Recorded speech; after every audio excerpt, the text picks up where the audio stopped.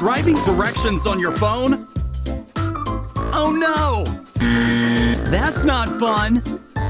Navigate hands-free with Apple CarPlay.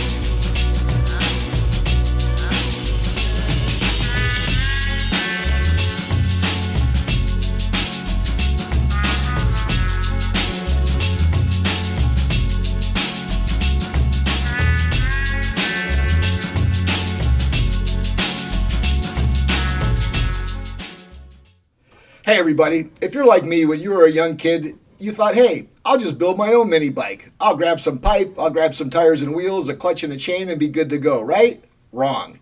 But just think about it. What if you actually had that dream and you made it a reality? Well, on Joe's Minibike Reunion podcast, we're going to talk to the guy who did just that. He's Rafa Ramirez, he's from GTS Hobbies, and he's on the show tonight.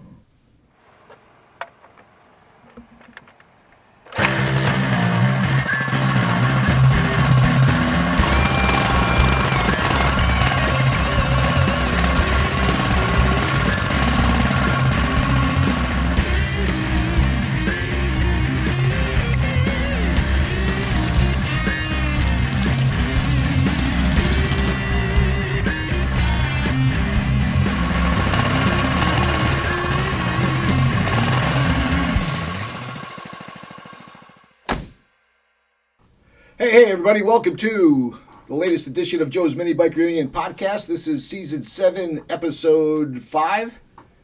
This podcast is presented by our friends at Pioneer Car Electronics. You know, our friends at Pioneer have been leaders in high-end audio components for decades and proud supporters of events worldwide, including Joe's Minibike Reunion.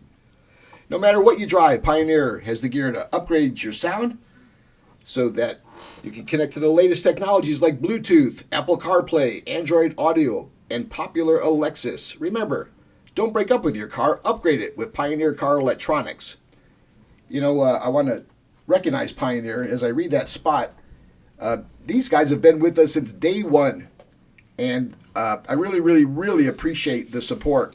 I've had a chance to meet with the friends over at Pioneer recently, and I'm going to pick up some products. I think I'm going down there on Thursday, and I'm going to be bringing back a ton of products that we'll be giving away not only on the remaining podcasts leading up to Joe's Minibike Reunion, but at the event itself. So thank you again, Pioneer, for your support. I also want to give a big shout out to our friends over at studsracing.com. Eric and all the guys at Studs are they're the one-stop shop for all you guys back there in Detroit and in Michigan and the central U.S., but they're also nationwide. Check them out at studsracing.com. And I want to give a shout-out to our friends over at GTS Hobbies. Rafa has been supporting the event as well as the podcast since I can remember.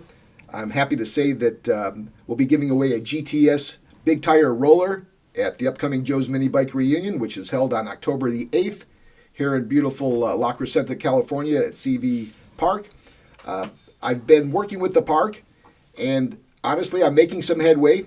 The dates that we have worked to secure are October the 8th, and our fallback date would be October the 15th. We are working on the website, as I mentioned, which should be up by the first part of May, where you'll be able to pre-register. You know, and I was putting together the website, a couple things came up. When you register your bike, traditionally, you have had the opportunity to be eligible for all the activities that we have at the show.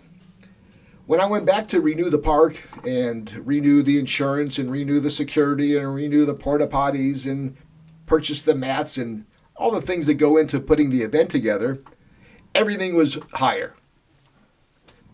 Nothing is the same price as it used to be. Just ask around, right? Try to buy a steak. I bought a steak. It was $50 yesterday at Ralph's. I swear to God. So things are changing. As a result, you're going to have to pay to play on the dyno. Before, I would make it available to everybody. And honestly, we're not in the position to do that. So you're going to have a choice when you register now. You can either register just to have your bike on display and be eligible for all the judging and all the prizes and all the raffles. Or you could pay a little bit extra and you'll be insured an opportunity to go on the dyno. Now, if there are opportunities where folks can get on the dyno after all the folks that have paid are through, then we'll do that. But I want to make you aware of the fact that there's going to be a change and you'll pay an additional fee. You'll pay an additional $5 or $10 depending on when you register. Once the website's up, those will be the lowest rates. If you decide that you want to wait and register on site, then you pay a little bit more. That's kind of how it works. The other thing I realize is that a lot of guys come late. A lot of guys just roll up and they bring their bikes and they park outside because they don't want to pay to come inside, or they don't want to pay for a show that's maybe half over. So I came up with just a general admission, general parking cost. It's $10. You roll in, instead of leaving your bike in the parking lot, you bring it inside. You bring it inside the gated area. You park amongst everybody else. You're not going to be eligible for the judging or the prizes, but you'll still get a goodie bag and you'll get a handshake and you'll get a lot of love just for coming, and you'll enjoy yourself, which is the most important thing. So you'll have a chance to do that. You can pre-register just for an open spot for $10, or if you show up on site unannounced, it'll be $15. So I'm making some of these changes because, as the years have gone on, not only do we have a great show, but as I walk outside of the gated area, there's another show going on. So I want everybody to be together. And if it's a matter of $5 or $10 that's keeping you from coming inside, hopefully we'll be able to address that. On a promotional front, as I said, we've got the GTS roller that's coming out. But I have a great announcement that for the folks that are going to be tuning in and watching this podcast on YouTube after it is recorded, we're going to be giving away a roller. You're going to have to hustle for it. You're going to be responsible for either coming down and picking it up at GTS or at least picking up the cost of the shipping. But Rafa Ramirez has agreed to give us away a roller from GTS Hobbies. And with that said, I'd like to take this opportunity and welcoming to the podcast Rafa Ramirez, one of the newer inductees in the Joe's Minibike Reunion Hall of Fame.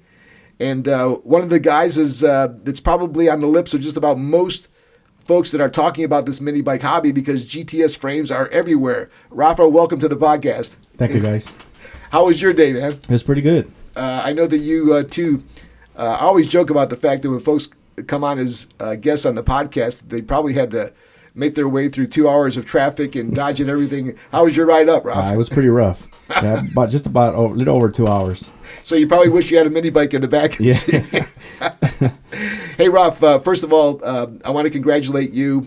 Because of COVID, the year that you were inducted into the Hall of Fame along with Jake Moe, it's going to be going on 3 years now. So we never had the chance to appropriately not only recognize you, and we will do that on October the 8th, but I wanted to personally say thank you for all you've done for the hobby and congratulate you on being a part of the Hall of Fame. It's long overdue. Thank you. I appreciate it. Yeah. So, Rafa, you helped me out. I had called you maybe a few weeks ago, and I asked you to help me out. When we induct folks into the Hall of Fame, I typically will have conversations with folks that have already been in there. And I asked them, who are some folks that we're missing? And every year I'm embarrassed because there becomes one or two folks that just glaringly should have already been in there. Yet we've just got to you, so to speak. You're one of those guys. And I can tell you that because when I'm out and about, and most recently I've enjoyed going out on some of these rides that Sprocket and Ozzy are hosting. But most of those bikes that are out there on the rides are GTS Hobbies frames, just about 70-80% of it.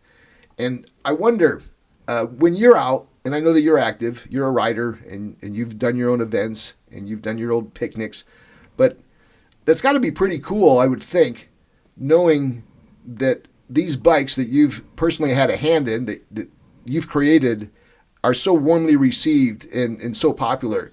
Do you reflect on that at all? Does that ever You never find yourself just going, damn. Yeah, you know what? It's pretty humbling. You know, you're out, not just generally, we're usually in LA, but when you go out of LA and my kids tell me, look, Dad, that's one of your frames.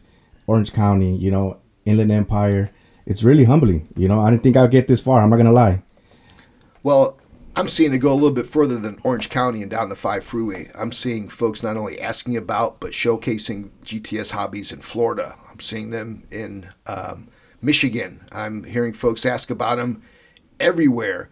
And I do some thinking too. It's like, well, what is it? And to me, it's like, okay, the bikes are built by enthusiasts. You're a mini biker. Yeah. They're under $1,000 in most cases. It's one of the more affordable entries into the power sports segment.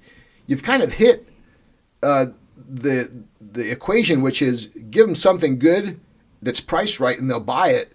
That formula seems to be pretty successful for you guys, it's working. Right? Yeah. It's been working for a few years now, so why change it?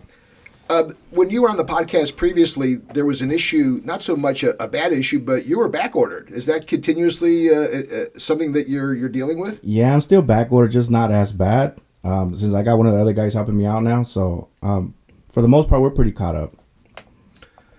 I showcase your ad in the opening of the podcast, and for those of you that are watching the podcast, many of you have commented on it, how cool it is. It's a little bit of a longer commercial. It's almost like an infomercial, but for anybody that maybe has not had the chance to see a GTS bike or isn't aware of them, if you look at that commercial, you can see literally the blood, sweat, and tears that you put into building these bikes.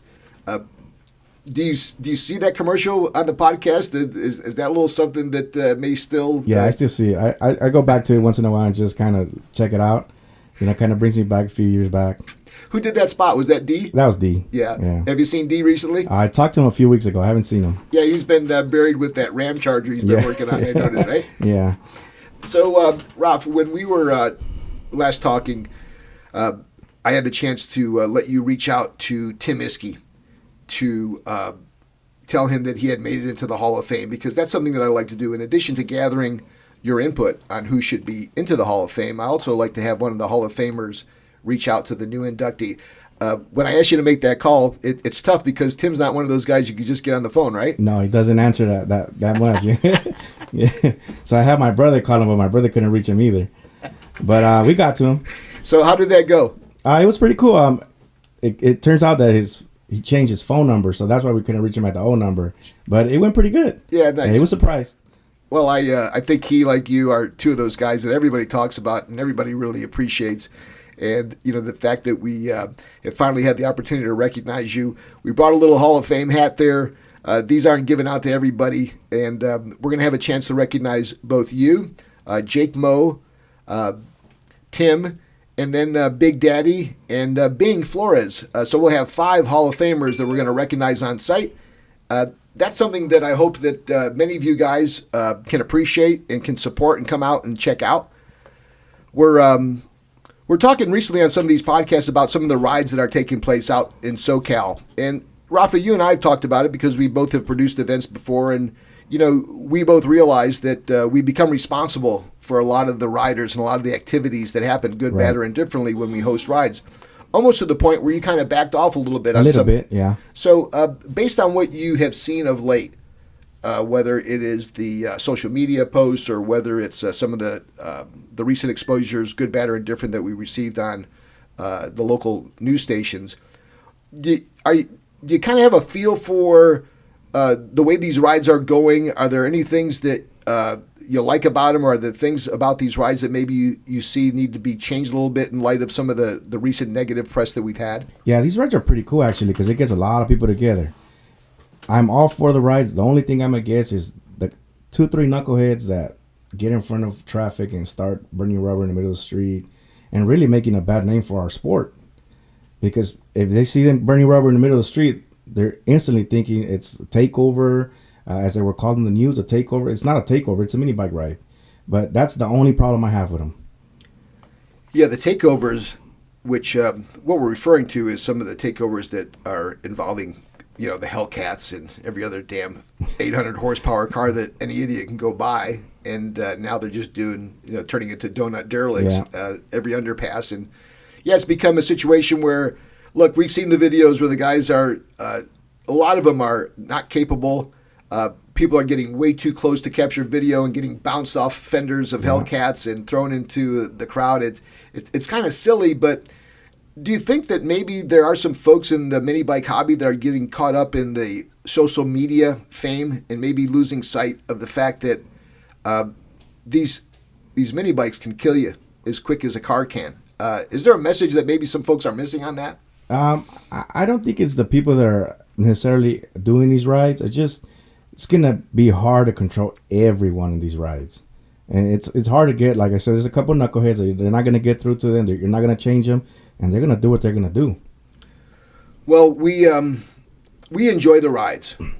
Those of us who have been on them, and I understand, just like anything else, that there's going to be a few folks that want to take on their own different path. Maybe the best thing that we can say to everybody is that, look, your actions reflect back on all of us, right? And whether it's wearing a helmet or not, whether it's defying some of the laws, or maybe getting in the face of police that are out to get us, because let's face it now, we are getting looked at and lumped in together as like a lot of these takeover guys, whether it's cars or mini bikes. So we've got a decision that we have to make as a mini bike culture as to whether or not we want to continue to act the fool and get that kind of notoriety, or if we want to realize that, hey, look, these things are pretty cool. If we can kind of keep our act together and not go out of bounds, the cops, particularly those cops here in Southern California, I think they have bigger fish to fry. Right. I don't know necessarily that they're out to worry about chasing down 40 or 50 mini bikers, as long as we're not causing havoc. So going forward, because the guys that are putting on these rides, these are cool guys, without naming names. Some of them have been on the podcast. Some of them will be guests on the podcast. But these are guys that are older. They're a little bit more mature. And they know better. And they can't, and it's impossible for them to be able to safeguard and control everybody else who comes out. So on behalf of many of these guys who are not only representing the hobby, like Rafa, previously we had on Tim Iskey from Small Engine Cams, and myself, we recognize the fact that, hey, whatever exposure we're going to get, we want it to be positive. Be mindful of that. These bikes are illegal. Most of them don't have lights on them. There's no serial numbers on them.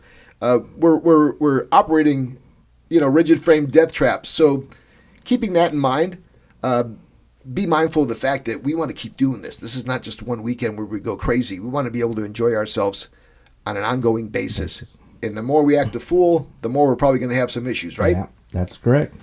Ralph, there's some trends that have been popping up. I noticed that this big tire mini bike frame, especially on these rides now. I was with Daryl from Big Daddy, and he had his 6-inch wheel bike, and then the following ride he had already upgraded to 8 or 10. What's going on from what you can see with these larger wheel bikes? Those bikes actually started, I'm going to say like 5-6 years back. My brother started those bikes, but I really didn't give him a lot of leeway because they looked goofy to me back then, Did he go 10 or was he was going 8s? Oh, okay. But I was like, why are you doing this big old goofy bikes? So I put a stop to it, but people started asking for them, and then another person came, and then Daryl came, and now we have a bunch of orders for that. So you let the people tell you what they want, right? Basically. And even when you think it may not be right? The customer's always right. So we've got a bigger style bike that's out there. How would you describe that bike? Is it called a big tire bike now? It's just a big tire bike. Yeah. And are they 8 or some guys going? Some are 8, some are 10. We've done both. Right now I'm working on a 10-inch, but with an electric motor. So I'm working on that. So I saw that. I think I saw that in a post from Ozzy. Okay. Yeah, it was a recent post. It was clean. It was like a raw frame bike. It's still raw frame. We still have a long way to go, but we're getting there. So can you give us a little bit of a sense on how an electric bike kind of comes together? So we start with a GTS frame, right? We're going with the same GT's frame. We're going to do electric motor. We're going to do a lithium battery, but I'm still working all the kinks on the batteries because we have to run 4 batteries on it, so that's going to be too much weight. So I'm trying to figure out what I can do to cut the weight down. And like cell phones, I kind of get the impression with batteries that are operating some of these motorcycles and scooters and mini motos that as the years go by, they get better, they get smaller. I remember when scooters first came out, everybody was buying those orange little scooters that were like 20 pounds, but then the battery was 50. and you realize really quickly that had to change. So technology's kind of caught up. Do you think we're headed towards an electric mini bike scene? Do you see that as? I hope not, because the mini bike has to be gas powered. I just want to try something new because I get a little bored fast. What's the temptation of the electric? Is it just the fact that they just go a lot faster? Or it's just different. Something different, something to set us apart from everybody else. So what's the status of that bikes? Hopefully in the next couple months it'll be ready. Good. So there's an example. We've got a couple trends that are happening. We've got these bigger tire, bigger wheeled mini bikes, whether it's 8 or 10 that are popping up. We've got some ideas about maybe an electrical application. We also have this new Predator 224 engine that seems to be getting a lot of attention. The Predator engine seems to be one of the more popular add-ons to your frame. You don't see a lot of GTS bikes with flathead Briggs or Tecumsehs or some of the old traditional. Not anymore. Yeah. Was there a time when? Yeah, when I first started that, we were using a lot of those flatheads. A lot of Blockzillas were going on them, Sure, the Blockzilla, I forgot about that. Yeah, we're doing that for a while, but, we keep moving on, and the Predator's a way to go right now. Parts are cheaper. You can get parts pretty much anywhere. Yeah, there's no denying the fact that I remember back in the day when Lifan was that engine from across the sea, and it was cheap, and it touted high horsepower, but they had issues, and they overcame them. Those Lifan engines now are not what they were a long time ago. Hell, there was a time when Honda was one of those companies where people scratch their heads, and look at them now, one of the more dependable, kind of well-known brands out there.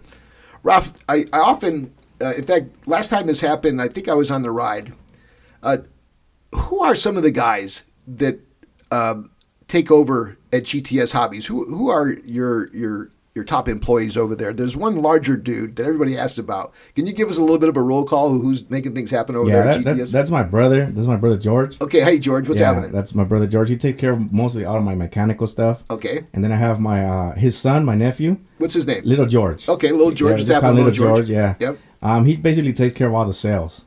And then I have Javi in the back with me welding. Great. So shout out to all of our staff at GTS. I remember when you were just opening up the new shop, I came down there. You had some chicken and a few other little tasty treats, if I recall. How's business been for you? It's been pretty good. I can't complain. Yeah. We're open. We're busy. And it's 4 of us. We're all living out of that. So we're good.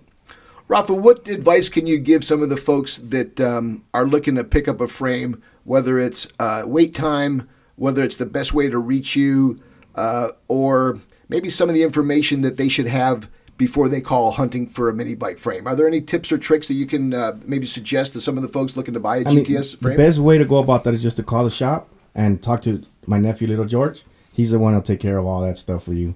He'll help you out. Do not send message through Instagram because we never answer that. We just have a ton of messages and we can never get through them. I've seen some of the responses because you guys are extremely popular online. And a lot of it is, hey, man, I left you a message. Hey, man, I left you a message. Hey, you're saying, hey, forget that. Pick up the phone. I'm old school. Pick up the phone and call us. Yeah, well, that's how it works, right? Yeah. Also, is there a number that you could put with the average shipping cost is for these frames? Because I always see folks like, well, what about shipping? Obviously, it differs whether you're going to be in Florida or whether you're in Las Vegas. On average, frame and fork is probably like 100, 120, wherever, depending on where you're at. It's not too bad. Roller, we have gone up to. We just sent a roller to Maine. That one was about close to $200. It's a long way out. Wow, you're reaching that far, huh? Yeah, we recently we had Maine, Louisiana, and Hawaii. I was just going to ask you if you've gone to Hawaii. Yeah. It's like the third time we go to Hawaii. Really? Yeah. Again, that's got to be a good feeling, huh? It is. So are you in that place where you're worrying about getting too big now? No, I try to stay small. I'm the same person as before. I don't change. I don't compete against anybody. The only person I compete is me. I try to better myself every year. That's it. Beautiful. I know that we've talked in the past that you've always been fond of Temecula Bob. Yeah, that's my mini bike idol. Isn't he great? Yeah, he is. I had a chance to speak with him recently. In fact, we exchanged Easter salutations the other day, and I have begged for him to come on the podcast, but he's in Temecula. Yeah. You know, he's like, he ain't driving anywhere. You have to drive 24 hours to get here. So there's a couple other guys who come from the Inland Empire, and I'm hoping that Bob could tag along and get a ride to Joe's Minibike Reunion, which will be October the 8th here at CV Park in beautiful La Crescenta. We'll be giving away a custom GTS big tire roller. Rafa will be on display. Rafa, you've been to the event over the years now. Do you believe we're going on our 10th year? Yeah, that's fast. That's fast. But it's good. Yeah, well, it's good because we attract folks like you. You've always been there for us. Folks, we've been chatting with Rafa Ramirez, the head honcho over at GTS Hobbies. The podcast is built and designed to talk to guys like this. I hope that you've had some benefit from listening in. The one thing you should take away is that if you want a bike, don't be sending in messages through Instagram or leaving emails. Just pick up the phone, connect with the guys. They've got bikes that you could really, by the time you slap in an engine and some of the performance parts, you're still somewhere around, what, $1,500 to $2,000, if that? If that, yeah. Are there any other folks that maybe we haven't talked about, Rafa, that have been a help to you along the way that maybe you'd like to give a shout out to or a little recognition to? You know what? I want to give a shout out to the guys that are making these rides because they're making it a lot more popular. You know, there's a lot of people, new people coming into the sport because of those rides. There are, and we touched on some of the things. You know, I think this is just growing pains. It's no different than a popular man about town or gal about town decides to be a little bit more social and starts to take on the host role and invites you to certain parties and maybe gets you into places that we couldn't get into before. Maybe we get turned on to a little something that we haven't experienced before. With all that opportunity comes a little bit of a risk. And those folks that stick their hand up and say, hey, I'm going to head this up, whether it is Ozzy or whether it is Sprocket or anybody else for that matter, guys, they're putting their neck out, as well as many of us who also have an investment into this hobby. Right. Rafa's an example of a guy that his livelihood depends on selling these frames, and depending on what kind of exposure he gets, good, bad, or indifferent, it can affect it. I have a mini bike event. If people decide to come up to La Crescenta and start doing burnouts and acting the fool, that's going to have an impact on me as well. So somewhere in the middle of a good opportunity, there's also an opportunity where maybe we can create a negative. Negative, right. So instead of us coming on as a bunch of old hags telling everybody to, slow down the pace, all we're saying is, hey, keep having fun, because to Rafa's point, it does bring in new folks. It does give you an opportunity to meet new people, to learn more about your mini bike. There's a lot of goodness that comes with these events, and it would be a shame for us to get mislabeled or to get categorized as a bunch of idiots. And, without beating that to death, I think bringing it up and talking about it, especially with having a conversation with a guy like you who's been in this hobby and is invested in it, these are just, I think, words of advice that make sense for everybody, you know? Right. So, folks, once again, we've been with Rafa Ramirez. Rafa is one of our newest inductees into the Joe's Minibike Reunion Hall of Fame. He, by far, has manufactured and put out some of the more popular frames that are rolling around, whether it's SoCal, as far as Maine, Hawaii, Florida, and everywhere else. You can check them out online, but also just pick up that phone and give them a call. Rafa, what's the number of the place over there? Do you have it offhand? Yeah, it's area code 323. Area code 323. 817. 817. 9238. 9238. Folks, do that. We're going to be giving away, in addition to, and again, how cool, we'll be giving away a large frame roller, big tire at Joe's Minibike Reunion. And for those of you who will be watching this podcast, and these podcasts typically, we record them and they air anywhere from a week or 2 to 3 after the taping. So look for Rafa's podcast in the month of more than likely May. We'll be giving away a GTS roller. You'll be responsible for shipping or picking it up. Rafa, how generous you've always been. What a great opportunity for those of you who are listening to the podcast. And we advise you to not only check out GTS, but also like or subscribe to the YouTube channel. I typically don't like bringing all that shit up, but that's how it works. That's the only way that we get recognized financially, by the number of likes and comments that you get on YouTube. I appreciate anybody who has already subscribed, and if you can tell a friend to do the same. Also, check out Rafa's Instagram page and check that out and like it as well. Folks, you've been listening to Season 7, Episode 5, Joe's Minibike Reunion Podcast. Has been brought to you by our friends at Pioneer car electronics, where we remind you don't break up with your car, upgrade it. Also want to recognize our friends over at GTS Hobbies. Once again, our friends at Studs Racing. I'm Joe from Joe's Minibike Reunion, and you're not. We'll see you on the next one. Have a good one, everybody. Get that mini bike riding, and hopefully we'll see you on the road as well. See you next time.